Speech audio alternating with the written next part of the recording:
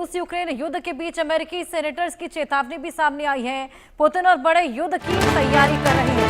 अमेरिकी सेनेटर्स ये बोलते नजर आए। जेलेंस्की मैक्रो से बातचीत के बाद अमेरिकी सेनेटर्स ने ये चेतावनी दी कि पुतिन और भी बड़े युद्ध की तैयारी कर रहे हैं। वीएन झा जी, और भी बड़ा युद्ध क्या हो सकता है? अच्छा, अभी मैं सोनी जी की बात सुन रहा था। सोनी जी बड़े अच्छे ज्ञान रखते हैं हर विषय का।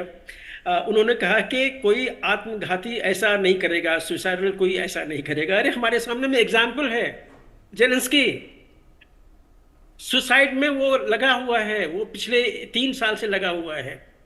और ये हमारे पास में लिविंग एग्जाम्पल है।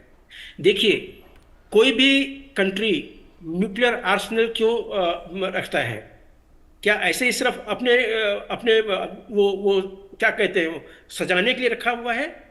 नहीं। जब आप किसी को बहुत ज्यादा ऐसे प्रेस करेंगे, जैसे कि अभी रशिया को किया गया है, आपने उनके जो जो स्ट्रेटेजिक बॉम्बर्स हैं उसको आपने खत्म कर दिया हुआ है, 1/3 ऑफ इट। तो ये लोग क्यों रखे होते हैं ऐसे?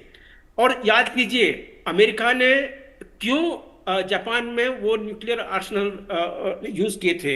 क्या उसका बेसिस क्या था? और अगर आप 1 2 3 रखिए, आप अगर 10 पैरामीटर लें आज के दिन में, उस 10 पैरामीटर के 10 पैरामीटर आज से लगभग 1.5-2 साल पहले US was meeting, Russia was meeting to attack Ukraine. अगर वो सारे पैरामीटर जो यूएसए ने अपनाए थे जापान पे अटैक करने के लिए, अगर उसको यहाँ पे अप्लाई किया जाए, तो रशिया को आज से लगभग 1.5 साल 2 साल पहले ही यूक्रेन के ऊपर में ऐसा बम गिरा देना चाहिए था। लेकिन उसने नहीं किया हुआ है। वो अपने आप को काफी संयम दिखा रहा है, दिखाने की कोशिश कर रहा है। लेकिन मान लीजिए, just for sake of example, आज के दिन में, आज रात में एक कोई भी स्कैंडल हो सकता है या और कोई मिसाइल हो सकता है, न्यूक्लियर वॉरहेड के साथ में कीव के गिरा। आप क्या सोचते हैं क्या होगा नेक्स्ट? क्या पूरा का पूरा नेटो देश चढ़ जाएगा रशिया के ऊपर में? नहीं, ऐसा कुछ भी नहीं होगा।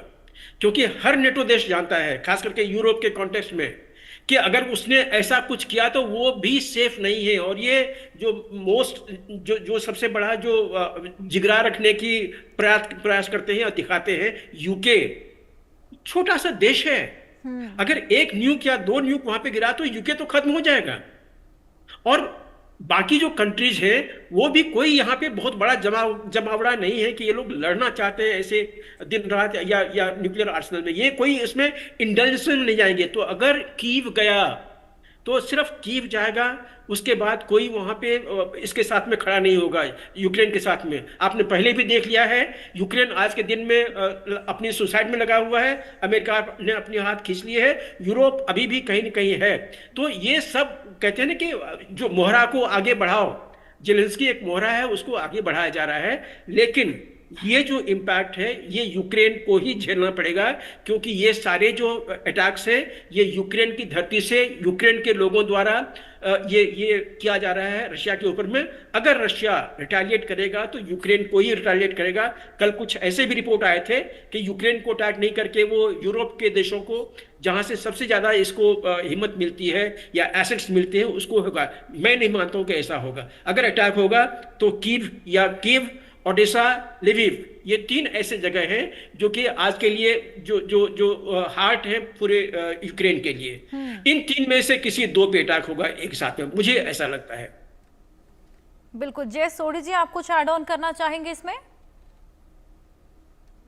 हर्षा जी, देखिए, ग्रुप कैप्टन वीएन झा ने बहुत अच्छे पॉइंट दिए हैं, मेरा नमन और सलाम उनको। और मैं बस एक और पॉइंट ऐड करना चाहूंगा कि देखिए, जहां तक रूस की बात है, रूस के अंदर बहुत रेजिलियंस है, बहुत सहन शक्ति है।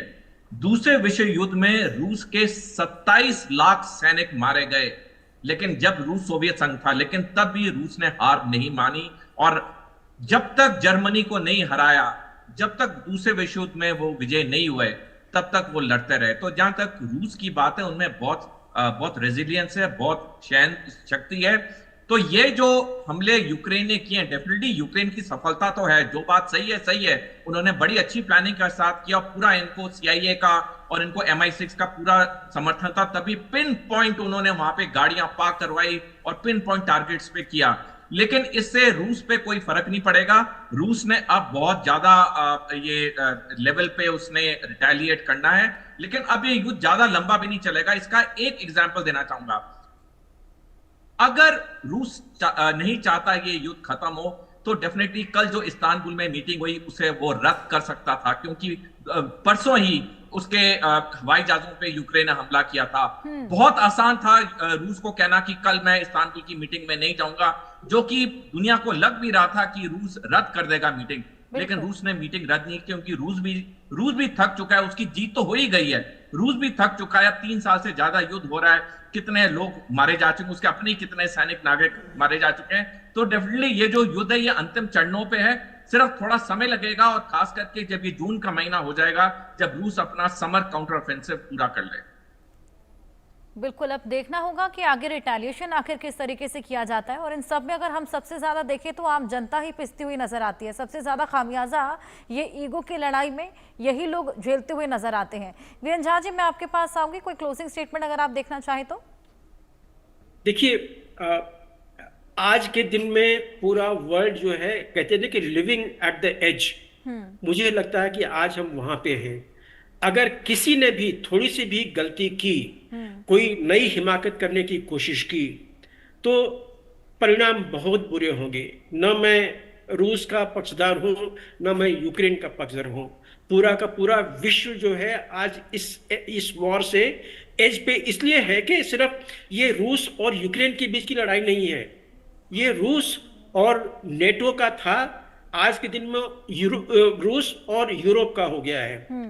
तो अब ये कहां पे एंड होता है, ये यूरोप को डिसाइड करना पड़ेगा, क्योंकि आखिर स्टेक होल्डर वही है, वही जेलेंस्की नाम के मोहरे को चला रहे हैं जो वॉर फ्रंट पे है। यूरोप का ऑब्जेक्टिव पूरा हो गया है कि रशिया के बैकयार्ड में एक वॉर जोन शुरू हो गया है, जहां से भी कि आप रशिया को डेंट कर सकते हैं।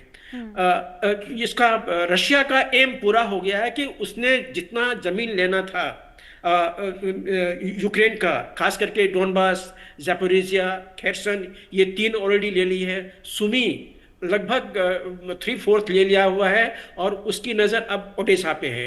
अगर ओडेसा को उसने ले लिया तो पूरा यूक्रेन जो है पूरा का पूरा लैंडलॉक हो जाएगा, ब्लैक सी उससे बिल्कुल कट जाएगा। तो ये सब सारी पॉसिबिलिटी है अगर ये जंग अगर आगे कंटिन्यू रहेगा।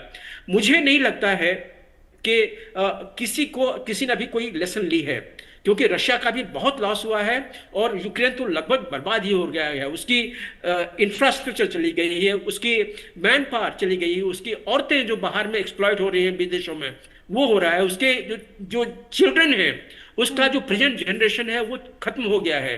तो इतना सारा कुछ खत्म होने के बाद भी अगर जेलेंस्की से लेसन नहीं लेते हैं, अगर वो इसी तरह से आत्मघाती में, सुसाइडल एक्शन में वो यूरोप के मोहरे बने रहते हैं, तो आने वाले दिनों में न जेलेंस्की रुकेंगे, और अगर जेलेंस्की नहीं रुका तो फिर पुतिन का आप कोई ऐसा एक्शन शायद देख सकते हैं जो कि विश्व के लिए बहुत ही प्रलयकारी हो। आशा जी।